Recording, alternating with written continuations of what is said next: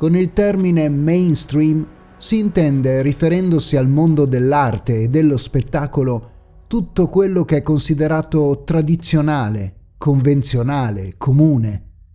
Soprattutto in ambito televisivo descrive quei programmi che possono addirittura essere considerati rassicuranti, show, come si dice in linguaggio popolare, adatti alle famiglie.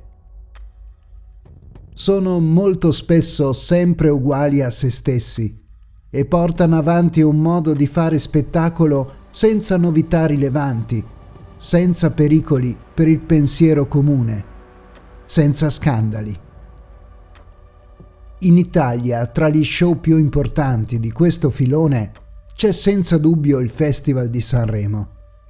Una kermesse canora che dal 1951 propone e ripropone serate fatte di sorrisi, fiori, rime con sole, cuore e amore e buoni sentimenti. È vero, nel corso degli anni ci sono stati piccoli scandali, come l'esibizione di Domenico Modugno e la sua Nel blu dipinto di blu nel 1958, con il suo arrangiamento jazz, lontano dai canoni dell'epoca. Oppure l'esibizione di un Vasco Rossi in perfetto stile Vita spericolata nel 1983. Ma a parte piccoli incidenti di percorso, a Sanremo tutto scivola via sempre tranquillo e uguale a se stesso. Ma quando la cronaca nera entra a piedi pari nel mondo del festival e nel modo più crudo, la deflagrazione assume i contorni di una bomba in grado di sconvolgere tutto.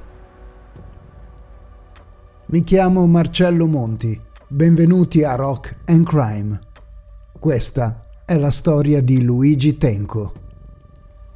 L'Italia di metà degli anni 60 è un paese che sta vivendo importanti cambiamenti, non solo a livello politico ed economico, ma anche a livello di costume e società. E la musica, come sempre, è veicolo di cambiamento. Nella penisola esplode il fenomeno del beat, trainato dall'ondata di gruppi che vengono soprattutto dall'Inghilterra, mentre la voce della protesta politica e sociale è affidata al fenomeno dei cantautori.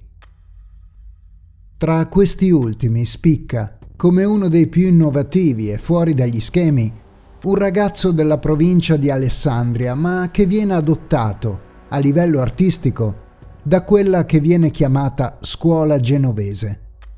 La sua scrittura musicale, anche se apprezzata dal pubblico, soprattutto da quello giovane, è decisamente fuori dagli schemi, soprattutto per i contenuti, ed è spesso additato come ribelle dal mondo musicale. Insomma, un artista decisamente lontano da quel mondo che abbiamo definito mainstream, ma che in quel gennaio del 1967, praticamente obbligato dalla RCA, la sua casa discografica, si trova a partecipare alla Kermesse sanremese. Il brano con cui viene iscritto è Ciao amore ciao, un brano in perfetto stile Tenco, soprattutto nei contenuti, visto che parla del problema dell'emigrazione e del doversi spostare in terre lontane per cercare lavoro. La sua esibizione è prevista giovedì 26 gennaio. Tenco si trova a doversi esibire in un contesto che non sente suo, davanti a un pubblico decisamente diverso da quello al quale si rivolge. La sera prima cerca di stemperare la tensione in un modo che conosce bene, sbronzandosi. La sua esibizione quella sera di gennaio non è un granché. Tenco si presenta sul palco insieme alla cantante francese Dalida, con la quale ha da qualche tempo una relazione clandestina. Il cantautore è teso, canta male, è impacciato e la conseguenza della sua performance, unita al fatto di non essere un vero e proprio artista da Sanremo, è l'eliminazione. Solamente 38 voti su 900. Luigi Tenco e Dalida Si affidano quindi al ripescaggio, ma la commissione sceglie un altro brano, La rivoluzione di Gianni Pettenati. L'esclusione a questo punto è definitiva. Ovviamente Tenco non la prende bene. L'eliminazione è per lui uno schiaffo non solo personale, ma alla sua arte, al suo modo di scrivere, di esprimersi. Per provare a risollevargli il morale, viene convinto dal suo produttore, Paolo Dossena, e dalla stessa Dalida a uscire a cena, insieme ad altri amici del suo entourage. Ma, a detta dei testimoni, Luigi Tenco decide di non partecipare alla cena, rimane chiuso in se stesso, beve qualche bicchiere al quale invece del cibo accompagna alcune pillole che definisce calmanti. Il cantante fa uso di un farmaco chiamato Pronox, che ha un effetto rilassante e sedativo. Tenco decide di non rimanere insieme agli altri. Si sente troppo depresso e così ad un certo punto decide di rientrare in albergo, all'Hotel Savoy, e si rinchiude nella sua camera, la 219. È da questo momento in poi che la vicenda di Luigi Tenco entra nella cronaca nera del paese e si trasforma in un ingarbugliato mistero. Secondo le ricostruzioni più recenti, una volta rientrato in camera, Tenco effettua un paio di telefonate. La prima ad Ennio Melis, il direttore della RCA, la sua casa discografica, ma non ottiene risposta. La seconda invece a Valeria, ufficialmente la sua fidanzata dal 1964, che nel tempo ha mantenuto il riserbo sul suo nome completo. Valeria rimane al telefono con il cantante fino circa all'1 di notte. È il 27 gennaio 1967. Luigi Tenco muore quella notte. Intanto al ristorante Nostromo l'entourage vicino al cantante è ancora seduto a tavola quando arriva una telefonata. È l'Hotel Savoy che cerca la signora Dalida. Le viene comunicato che Tenco sta male, è necessario che lei torni in fretta all'hotel. Non si saprà mai chi fece la telefonata. Uno dei testimoni presenti al ristorante descrisse la telefonata come molto veloce, con la cantante francese intenta a borbottare qualcosa prima di riattaccare in evidente stato di preoccupazione. Sta di fatto che Dalida, accompagnata da Dossena e dagli altri, torna al Savoy e scopre il corpo senza vita di Luigi Tenco. Nel trambusto che ne consegue, la polizia viene avvisata soltanto 45 minuti dopo la scoperta. I primi rilievi parlano di un colpo di pistola all'altezza della tempia destra. Iniziano ad emergere i primi punti oscuri della vicenda. Nessuno degli occupanti delle camere vicino alla 219 ha sentito nulla. Nemmeno l'amico Lucio Dalla o il giornalista Sandro Ciotti. Sì, proprio lui, una delle inconfondibili voci di tutto il calcio minuto per minuto. La scoperta del corpo senza vita di Tenco è uno dei primi punti oscuri della vicenda. La versione ufficiale dice che fu Dalida a scoprirlo intorno alle 2:10, ma la telefonata al ristorante la smentisce parzialmente, facendo intendere che sia avvenuta prima. Comincia inevitabilmente il flusso dei giornalisti e dalla mattina la notizia inizia a sconvolgere l'opinione pubblica. Il telegiornale dell'epoca si apre in maniera drammatica.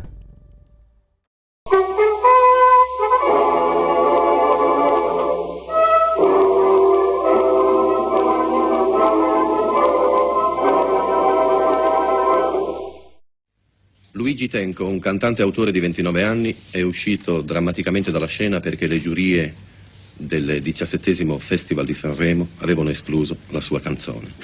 Il festival si sente dire in lutto. Ciò non gli impedirà tuttavia di portare avanti fino al traguardo di sabato una macchina che per gli interessi che la muovono evidentemente non può fermarsi.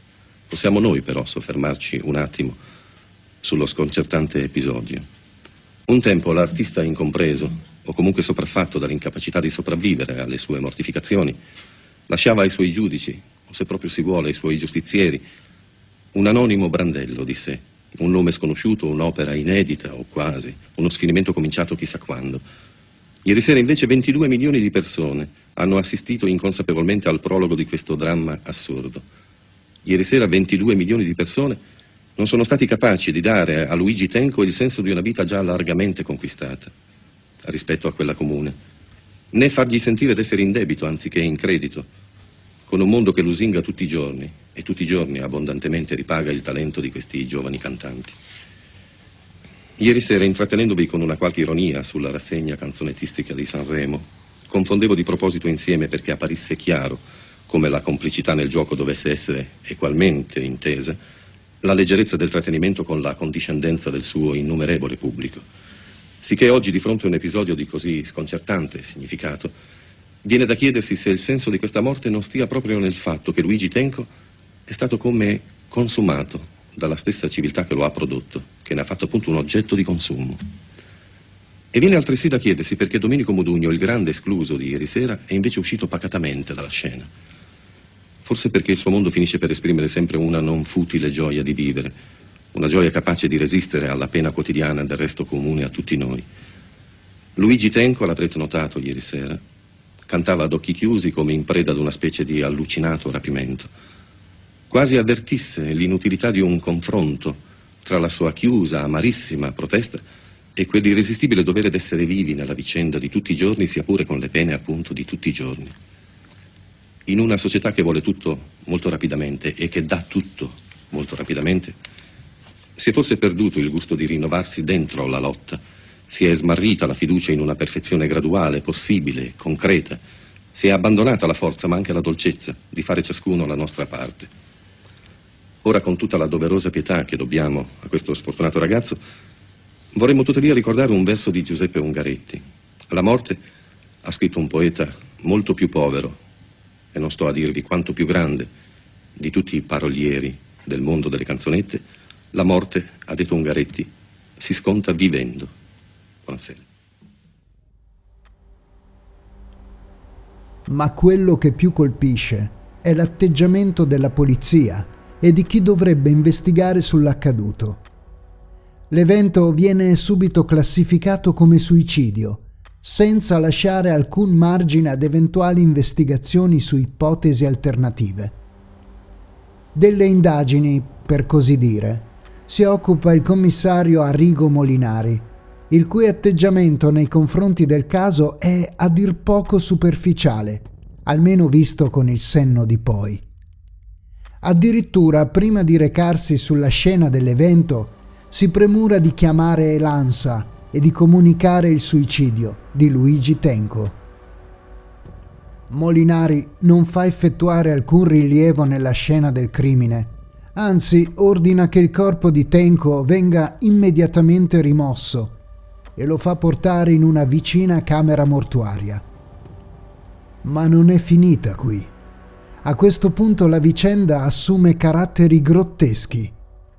Poco dopo aver fatto portare il corpo in camera mortuaria, il commissario Molinari si accorge di non avere sufficienti elementi da mandare in procura per il fascicolo sul caso.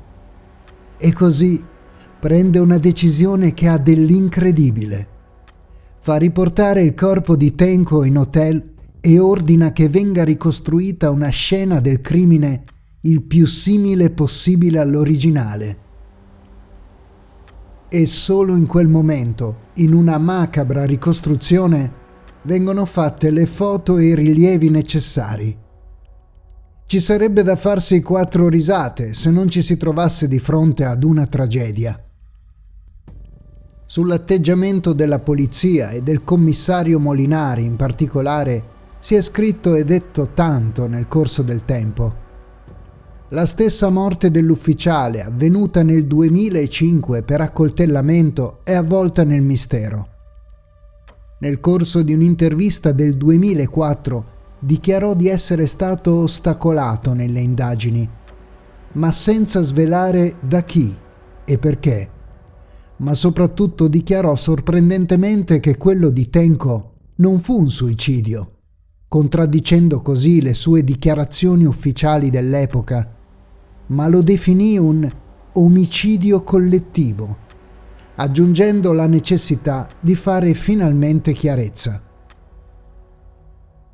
Ma torniamo a quella notte del 1967.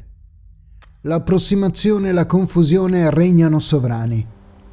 Ufficialmente Tenco è morto suicida, questo dice la prima rudimentale perizia.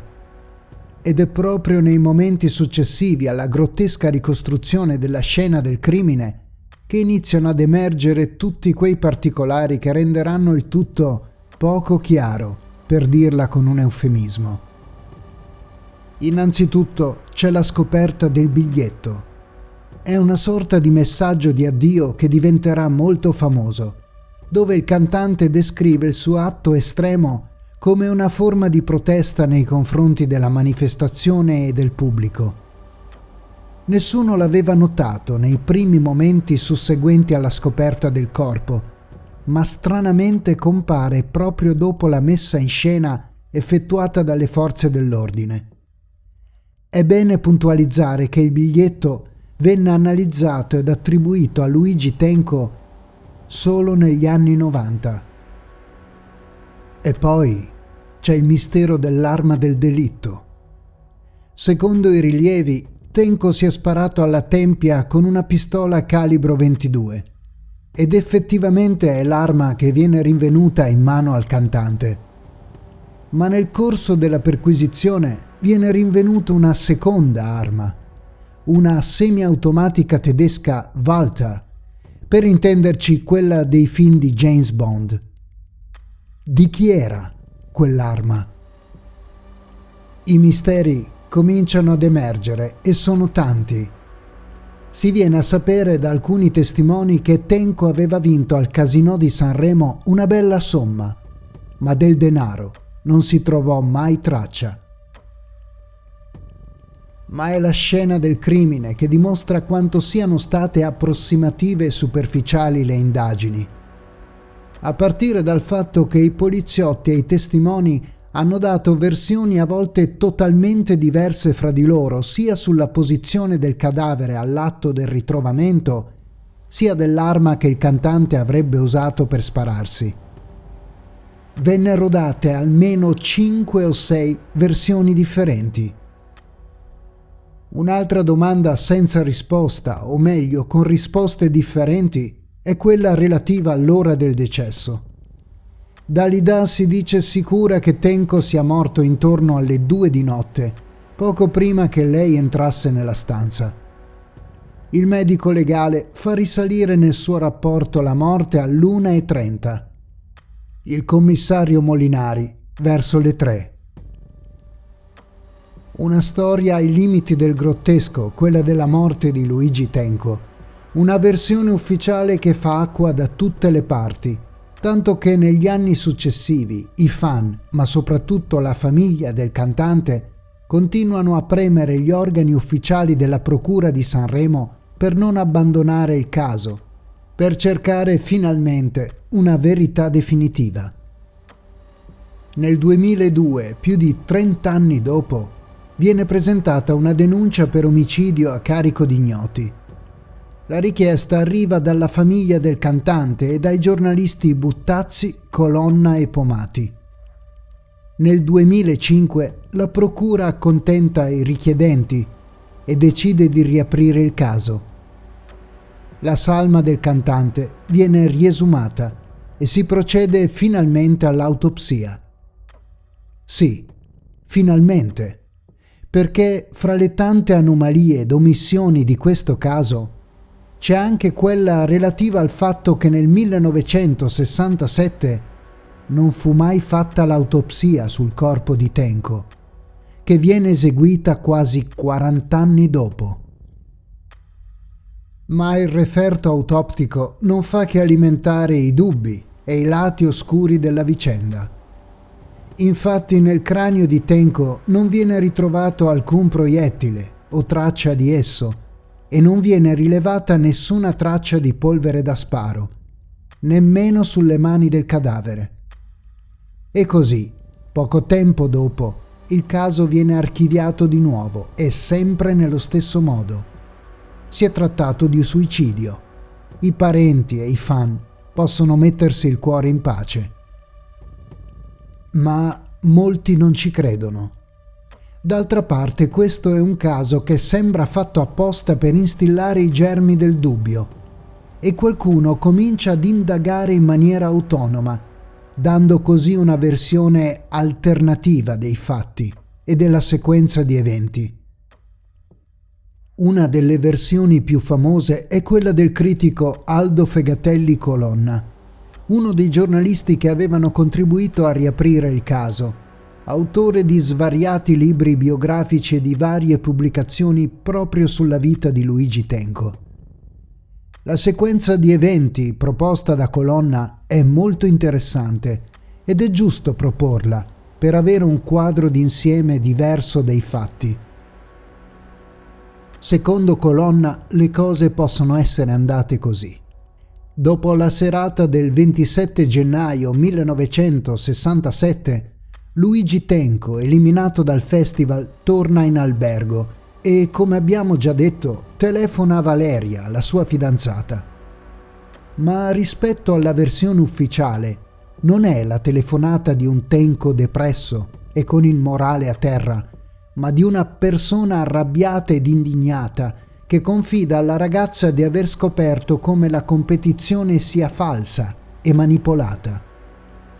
Addirittura il cantante dichiara a Valeria di conoscere nomi e cognomi di persone implicate in accordi sottobanco relativi alla manifestazione e di averli scritti su un foglio, che poi avrebbe reso pubblico. La telefonata fra i due, poi, si conclude in modo sereno, tanto che iniziano a parlare della loro vacanza in Africa, organizzata da tempo. Colonna si sofferma poi sul ruolo ambiguo nella vicenda di Dalida. Soprattutto la figura del marito della cantante, il discografico Lucien Maurice, avrebbe avuto un ruolo quantomeno ambiguo. In una ulteriore ipotesi si dice che quest'ultimo avrebbe ucciso Tenco per gelosia o lo avrebbe fatto uccidere grazie ai suoi contatti con la malavita francese. Nel 2014 arriva una nuova richiesta di riapertura del caso, grazie ai giornalisti Ragone e Guarneri. Analizzando e pubblicando i documenti della polizia prodotti all'epoca dei fatti e nella riapertura del 2005, i due individuano altri punti oscuri. In particolar modo si concentrano sul mistero della pistola, notando che nel primo verbale della polizia non viene fatto cenno né della pistola né del famoso biglietto. Ma c'è di più. Sempre secondo i due giornalisti, nelle fotografie ufficiali scattate dopo la grottesca messa in scena relativa alla ricostruzione della scena del crimine, la pistola visibile sotto il corpo di Tenco è di un modello completamente diverso da quella con la quale si sarebbe sparato il cantante. A conferma della teoria dei due giornalisti, ci sarebbe anche la testimonianza di Paolo Dossena, il produttore di Tenco, uno dei primi ad entrare nella famosa stanza 219, che ha sempre dichiarato di non aver notato armi accanto al corpo del cantante. Dopo alcuni passaggi televisivi e alcune richieste di riapertura del caso, la procura ritenne inutile riaprire le indagini. Dopo un ulteriore tentativo nel 2014, l'inchiesta viene definitivamente archiviata dalla procura di Imperia nel 2015. Il caso Tenco si chiude qui. La nipote del cantante, Patrizia Tenco, dichiarerà che la famiglia ha accettato la versione ufficiale del suicidio. La morte di Luigi Tenco, probabilmente, rimarrà per sempre un caso insoluto. Forse si è davvero suicidato in un romanzesco, estremo atto di protesta. Ma questa tragedia, alla fine, è riuscita davvero a svegliare un po' le coscienze e a iniziare a smuovere le fondamenta del sistema. Da quella maledetta edizione, il Festival di Sanremo, da monumento allo status quo musicale di costume, ha cominciato ad allargare i suoi orizzonti, ad inserire più spazio ai giovani e alle nuove proposte musicali. E se guardiamo attentamente sullo sfondo del palco, forse riusciamo ad intravedere il sorriso sarcastico e irriverente di uno dei grandi innovatori della musica d'autore italiana. Marcello Monti vi saluta e vi dà appuntamento ad una nuova storia di Rock and Crime.